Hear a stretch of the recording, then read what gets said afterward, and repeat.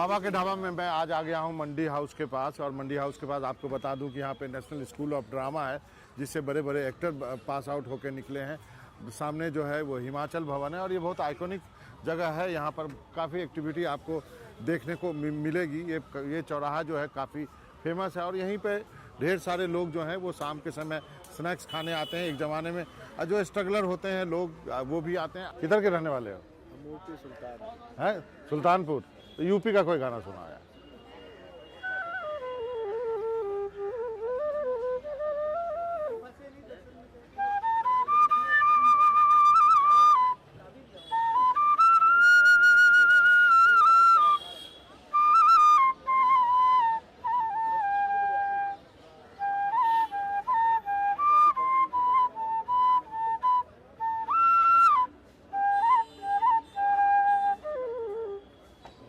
कहाँ के रहने वाले हैं आप भाई साहब? इधर इधर तो हाँ बात तो करिए।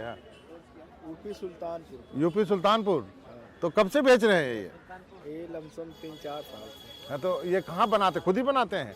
नहीं, खरीद के लाते। खरीद के लाते हैं।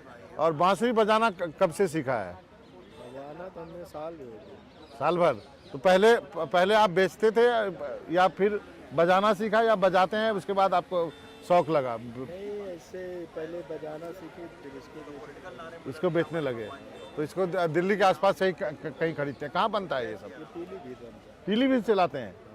पीलीभीत से बन के यहाँ आता है? पीलीभीत से बन के आता है तो यहाँ से हम खरीदते हैं। और उसके बाद आप बेचते हैं। तो लोग बांसुरी खरीदते हैं क्या? हाँ, खरीदते हैं। कलाकार हो गए, सब सीखने वाले सब खरीदते तो इसलिए आप मंडी हाउस के आसपास बेचते हैं कि यहाँ कलाकार लोग रहता है? हैं। यहाँ सब रहते हैं। चलिए चलिए, गुजर बसर हो जा रहा है अच्छे से? हाँ, ठीक। ठीक है। दिल्ली में चुनाव होने वाला है, कुछ कहेंगे? कुछ चुनाव तो यूपी सुल्तानपुर। यूपी में भी, दिल्ली में भी तो होने वाला है ना? हाँ, होने वाली है। सुन रहे हैं कुछ सुन रहे हैं कि नहीं अपने कान से कि भाई केजरीवाल कैसा लड़ रहा है, कांग्रेस लड़ रही है, बीजेपी भी लड़ रही है? देखो, केजरीवाल, बीजेपी, ये सब तो मान लो ठीक है, सब अपने जगह पे, कोई ऐसा नहीं है। गरीब आदमी को क्या चाहिए? गरीब आदमी को बस घर चाहिए। हाँ।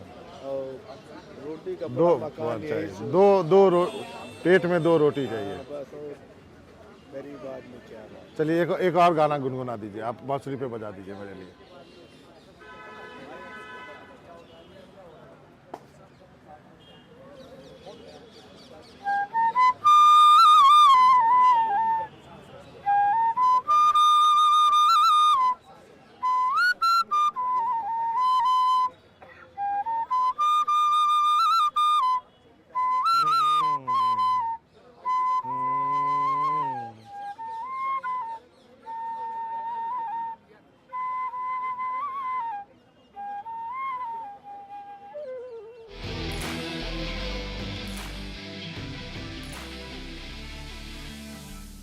शायर हूँ मैं, सुशील कुमार यार, कुछ सिर्फ दो लाइनें मैं वाह बोल देता वाह हूँ वाह कि इरशाद।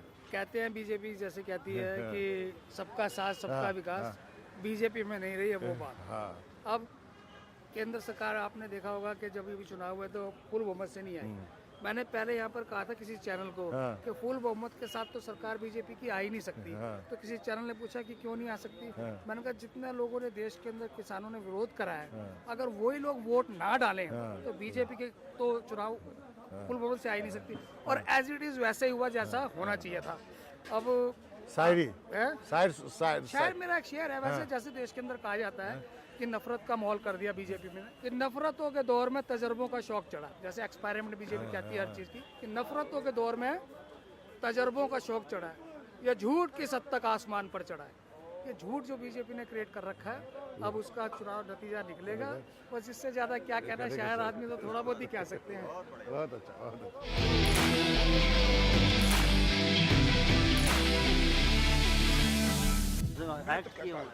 ये इलेक्शन नहीं, एक इतिहास है। यहाँ 3 पार्टी इतिहास लड़ रही है, एक केजरीवाल, दूसरा बीजेपी और तीसरा कांग्रेस। अब देखें इनमें कौन सा पहलवान पटकता है बीजेपी को, क्योंकि बीजेपी इस बार दारा सिंह की तरह दंड बैठक पेल के आई है और केजरीवाल थोड़ा सा लूज हो गया क्योंकि कुछ सारे ठेके खुल गए। इस चक्कर में सिसोदिया जी का बैक हो गया है। फिर कांग्रेस ने कमजोरी पकड़ के मैदान में अपने 50 शेयर उतार दिए, 70 शेयर। इस बार देखते हैं एनडीडी पे कौन जीतता है? बाबा का ढाबा। बाबा का ढाबा। बहुत तिगड़म चुनाव जो पहले कांग्रेस को बर्बाद करने के लिए खेला था बीजेपी और केजरीवाल ने, अब बीजेपी ने वो पत्ता खेला है कि बेटे तूने तो मेरी टांग खींची थी, अब मैं तेरे ही हथियार से तेरे ही टांग काटूंगा। तो वो तलवार हाथ का कांग्रेस खड़ी कर दी है, और कांग्रेस में ऐसे बंदे खड़े कर उन्होंने जो कांग्रेस जिंदा करने वाले थे, जैसे अनिल चौधरी, कई सारे बड़े बड़े नेता, रामबीर भिदूड़ी है, मतलब जो भयंकर नेता खड़े करने के आर नहीं तो पार, तू तो जिंदा नहीं छोड़ू केजरीवाल, तुझे बर्बाद करके छोड़ूंगी मैं।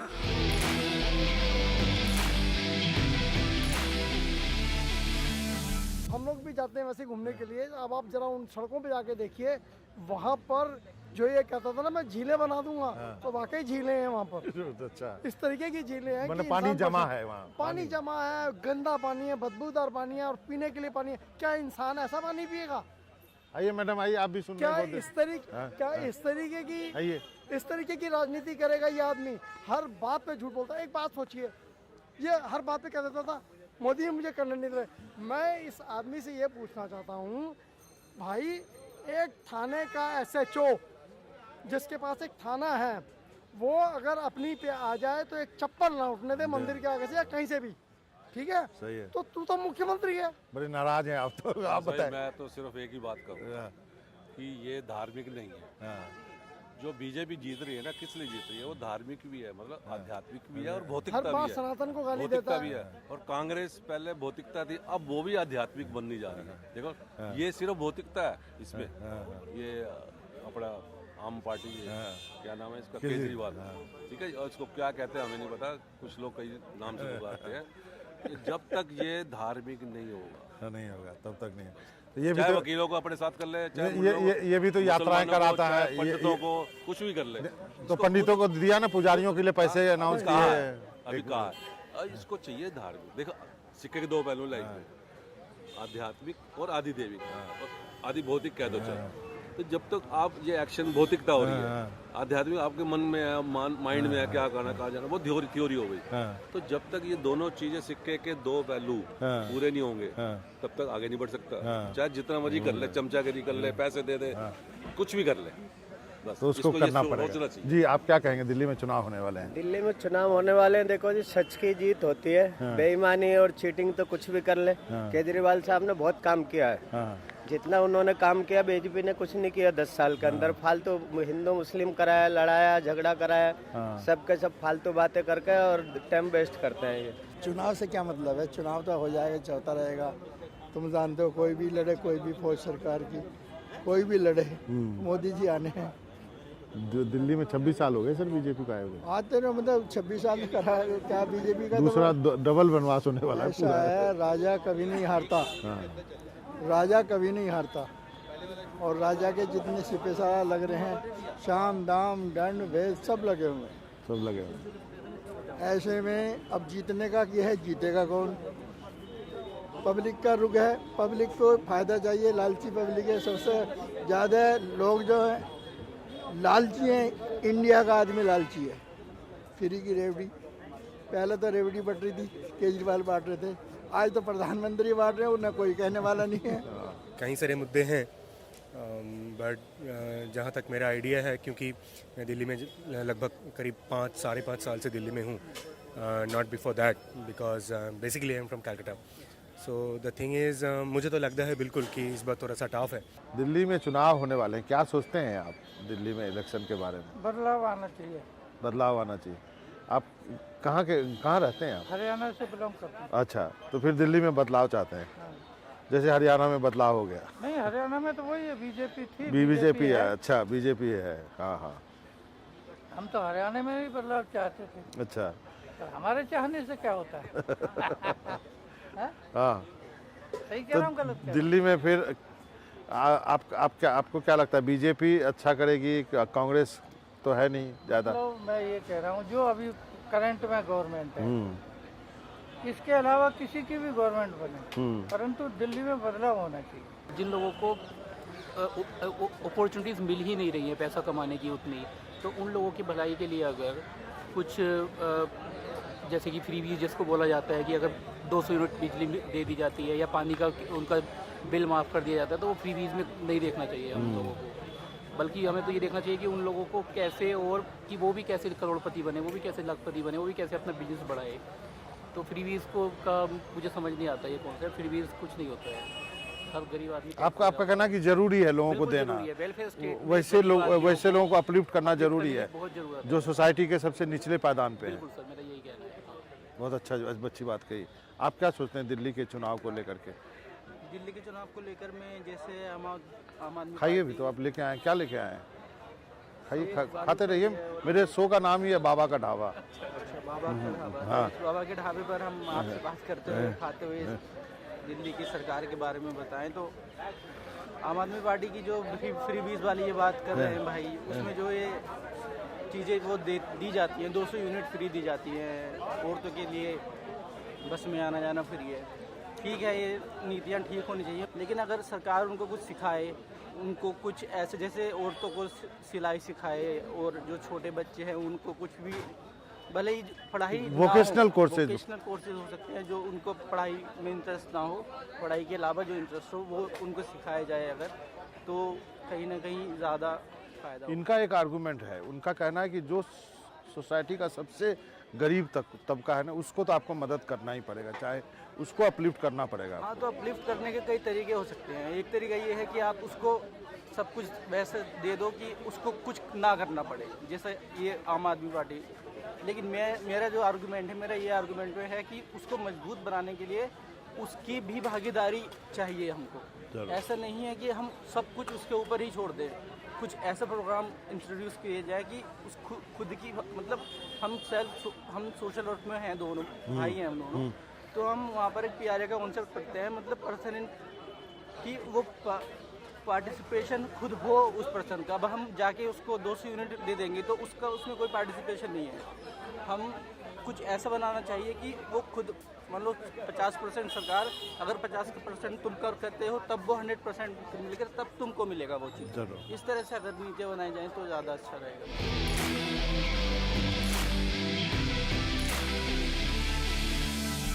अभी तक मैंने आपको लोगों के से बातचीत करके बताया लोगों की समस्या क्या है अलग अलग क्षेत्र में जाकर के। अब इस बार इस बाबा के ढाबा में आपको मिलवाता हूं अपने सहयोगियों से।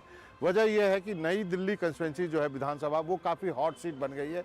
यहाँ पे मुख्यमंत्री अरविंद केजरीवाल के खिलाफ जो है वो कांग्रेस से संदीप दीक्षित चुनाव लड़ रहे हैं, और बीजेपी भी जो है कड़ी टक्कर जो है प्रवेश वर्मा उनको दे रहे हैं। तो अलग अलग जो हमारे सहयोगी अलग अलग पार्टी कवर करते हैं, उनका क्या रुख है, उनसे समझने की कोशिश करेंगे कि इस नई दिल्ली सीट जो है इतनी हॉट सीट क्यों बन गई है।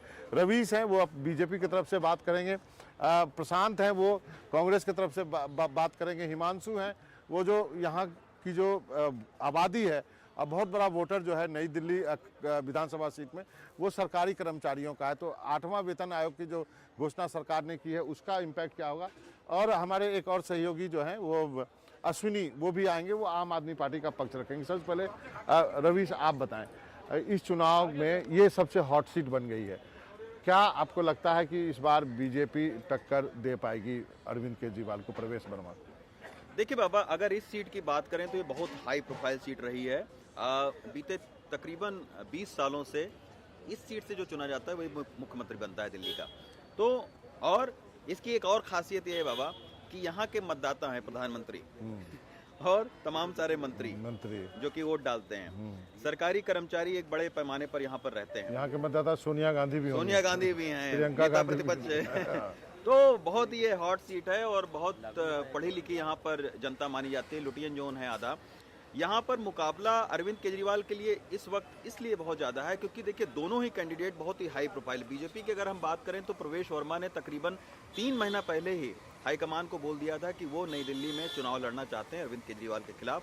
हाईकमान की हरी झंडी मिलने के बाद में आप देखिए 2-2.5 महीने से वो लगातार यहाँ पर उन्होंने जो अपना सरकारी आवास है उसको भी रोक लिया था और लगातार यहाँ के लोगों के बीच में है। कांग्रेस के लिए लोग बोला खोने के लिए कुछ नहीं है, जिसको बोलते हैं कि आप नथिंग टू लूज, तो वो कुछ भी करेगा तो पाने के लिए ही करेगा। लेकिन क्या आपको लग रहा है कि यहाँ पे एक मौजूदा मुख्यमंत्री के खिलाफ 2 पूर्व मुख्यमंत्री के बेटे चुनावी मैदान में हैं? प्रवेश वर्मा के पिताजी वो भी मुख्यमंत्री थे साहिब सिंह वर्मा, और शीला दीक्षित के बेटे संदीप दीक्षित। आपको क्या लगता है आपने जो संदीप दीक्षित को कवर किया वो कितनी मेहनत कर रहे हैं या उनके नामांकन में आप थे, आपको उससे क्या एहसास होता है? नहीं बाबा, इस बार पहली बार इनफैक्ट कांग्रेस के भीतर भी लोग कह रहे हैं कि 2015 और 2020 के बाद पहली बार ऐसा लग रहा है कि कांग्रेस जान थोड़ा सा लगा रही है, ज़ोर शोर से चुनाव लड़ रही है।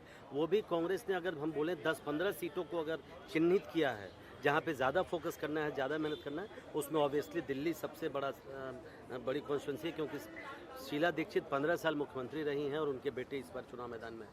कांग्रेस ने अपनी जान जो की, संदीप दीक्षित एक जो बड़ी चीज़ जो कर रहे हैं जो पहले नहीं कोई करता था, आप देखिए पिछले 2-3 दिनों में अगर आप भी देख रहे होंगे, एक एक घर जा रहे हैं संदीप दीक्षित, जहाँ भी वो जा सकते हैं, खासकर वैसे तबके को जो चूँकि बड़ा एरिया सरकारी कर्मचारियों का भी है, शीला दीक्षित को के बारे में वो याद दिलाते हैं, और अगर जो बुजुर्ग लोग हैं उनके साथ तारतम्य बिठाते हैं, उनके साथ वो पूरे सीढ़ियाँ चढ़ के जाते हैं, 4th फ्लोर तक। एक बिल्कुल, जितना भी इधर एरिया है, सरकारी जो कॉलोनियाँ हैं, उसमें दूसरे तीसरे फ्लोर पर एक एक घर में जा रहे हैं। तो जाहिर तौर पे बहुत ताकत लगा रहे हैं, बहुत जोर लगा रहे हैं, और अरविंद केजरीवाल को मेहनत तो इस बार करनी पड़ रही है। रवीश अरविंद केजरीवाल की बात, प्रवेश के बारे में, तो अरविंद केजरीवाल की बात की तो जो आम आदमी पार्टी जो कवर करते हैं, अश्विन बताएंगे। अश्विन, क्या इन दोनों ने तो भाई थोड़ा सा नर्वस कर दिया आम आदमी पार्टी को, आपको क्या लगता है कि केजरीवाल को नर्वस होने की जरूरत है या वोट तो मिल जाएगा? मुझे लगता है कि अंदर चेहरे पे जो दिख रहा है अभी तक पार्टी के अंदर, वो नर्वसनेस दिख रही है, लेकिन कहीं ना कहीं पार्टी भी मानती है कि कॉन्फिडेंट है कि वो जीतेंगे, क्योंकि अभी तक अरविंद केजरीवाल के खिलाफ इस तरह की नेगेटिविटी नहीं दिखती है ग्राउंड पे, खासकर नई दिल्ली विधानसभा क्षेत्र में, कि उनकी हार पे कहीं ना कहीं किसी को डाउट हो। जीत रहे हैं, लेकिन कहीं ना कहीं जो प्रवेश वर्मा के जैसे बांट रहे हैं पैसे, और जिस तरीके से उन पर आरोप है कि जूते बांटना है, पैसे बांटना है, हालांकि चुनाव आयोग को कुछ नहीं मिला अभी तक ग्राउंड पे, दिल्ली पुलिस जांच ही कर रही है, लेकिन कहीं ना कहीं आम आदमी पार्टी ये कह रही है कि ये सब बांट के आप वोट को लुभाने की कोशिश कर रहे हैं, जो कहीं ना कहीं कुछ जो मार्जिन है, मुझे लगता है मार्जिन कम करने की एक तरीके से कोशिश होती है। संदीप दीक्षित का चुनाव लड़ना भी एक तरीके से ये दिखाता है कि दोनों ही पार्टियां एक टफ फाइट देने की कोशिश में हैं, लेकिन आम आदमी पार्टी पूरी तरह से कॉन्फिडेंट है कि वो जीत जाएंगे, क्योंकि उनकी वाइफ लगातार दिल्ली में कहीं प्रचार नहीं कर रही, सिर्फ नई दिल्ली सीट पर प्रचार कर रही हैं। पहले किदवई नगर गई, वहाँ पे प्रचार उन्होंने किया, आज अरविंद केजरीवाल खुद गए हैं। 20 तारीख से उनका पूरा प्रोग्राम भी बना हुआ है कि अलग अलग दिल्ली के कोनों में जाएंगे, प्रचार करेंगे। तो मुझे लगता है कि आम आदमी पार्टी की जो बात होती है जब उनके नेताओं से, तो उनका ये कहना है कि हम जीत जाएंगे, बस थोड़ा सा मुश्किलात ये है कि जो वोट कटने वाली एक विद्या है, उनका कहना है कि जो बड़े लेवल में वोट काटे जा रहे हैं वो हमारे लिए कहीं कहीं टेंशन का सबक है, क्योंकि जो मतलब जो वोट हटा दिए गए हैं, और जो जोड़े वोटर लिस्ट से या जोड़े गए दोनों। मुझे ये बताइए हिमांशु, ये पूरा इलाके में जो है कर्मचारी बहुत बड़ा वोट बैंक है, और जो 8वां पे कमीशन की घोषणा की गई, उसका क्या इम्पैक्ट हो सकता है? देखिए, लोकसभा में भी, विधानसभा चुनाव में भी जो लाखों सरकारी कर्मचारी यहाँ पर काम करते हैं दिल्ली में, उनके वोट को बहुत महत्वपूर्ण माना जाता है, क्योंकि अगर आप मान लीजिए 4 लाख भी अगर कर्मचारी हैं भारत सरकार के और दिल्ली सरकार के, और उनके परिवार में आप 3-4 लोगों को भी जोड़ लें तो 15-16 लाख लोग हो जाते हैं। इसमें महत्वपूर्ण ये है कि मुझे याद है कि जब नया बजट तैयार किया जा रहा था, तो उस वक्त जो वित्त सचिव थे टीवी सोमनाथन, जो अभी कैबिनेट सचिव हैं, उनसे मैंने पूछा था कि 7वां वेतन आयोग का ऐलान तो 2014 के शुरुआत में हुआ था, 2024 आ चुका है, तो 8वें वेतन आयोग का क्यों नहीं सरकार ऐलान कर रही है? तो वो कह रहे थे बहुत समय है, अभी बहुत समय है। तो इसलिए मुझे लगता है कि देखिए, जो टाइमिंग है वो बहुत महत्वपूर्ण है। चुनाव से ठीक पहले, 2 दिन पहले, अभी देखिए इसी हफ्ते ऐलान कर दिया गया 8वां, तो पहले तो टाइमिंग मुझे लगता है पॉलिटिकली सरकार ने बहुत सोच समझ कर किया है। एक तो संवैधानिक अनिवार्यता है, लेकिन ये तो 2024 में भी किया जा सकता था, लेकिन वो बहुत सोच समझ कर किया गया। दूसरी बात कि जो रिएक्शंस आ रहे हैं, आप देखिए दिल्ली में भारत सरकार के कर्मचारी भी हैं और दिल्ली सरकार के भी कर्मचारी हैं जिनको वेतन आयोग का फ़ायदा मिलेगा, और ये बात सरकार की तरफ से कही गई है कि एक चेयरमैन और 2 सदस्यों की नियुक्ति जल्दी होगी, और वो राज्य सरकारों के साथ बातचीत शुरू करेंगे कि कितना ज़्यादा 8वां वेतन आयोग में सैलरी बढ़ाने की ज़रूरत है, पर्क्स बढ़ाने की ज़रूरत है। दूसरी बात, अर्थव्यवस्था के दृष्टिकोण से भी ये बहुत महत्वपूर्ण माना जाता है, और आपको पता है कि पिछले साल जो अर्थव्यवस्था की रफ्तार थी वो 8.2% थी, इस साल अनुमान है 6.4%। तो हिमांशु, क्या इस वेतन आयोग की घोषणा से क्या सरकारी कर्मचारी बीजेपी को वोट कर सकते हैं?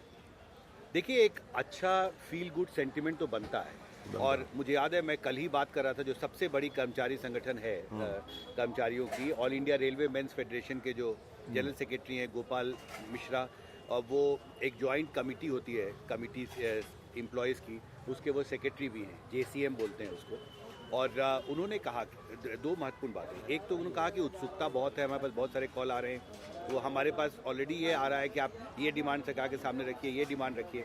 और उन्होंने कल ही एक नया डिमांड भी सरकार के सामने रख दिया कि अभी तक परिवार में 3 यूनिट को आधार मान के कितना वेतन में बढ़ोतरी जरूरी है, इसका आकलन 7वें वेतन आयोग में किया गया। वो चाहते हैं कि 5 यूनिट को आधार माना जाए, मतलब माँ बाप और कर्मचारी, उसका पत्नी और एक बच्चे को 5 को आधार माना जाए। तो ऑलरेडी लॉबिंग और दबाव बनाने की कोशिश भी बढ़ रही है। उत्सुकता निश्चित तौर पर हर परिवार में चर्चा हो रही है कि इस बार हमें क्या मिलने वाला है। खैर ये बहस तो जारी रहेगी, लेकिन बाबा के ढाबा में आज इतना ही। कल एक नए ढंग से, नई खाने के जगह पे, नई चुनावी चर्चों के साथ एक नया ढाबा होगा, जिसमें कि खाने का जायका तो होगा ही, चुनावी जायका भी शामिल होगा। नमस्कार।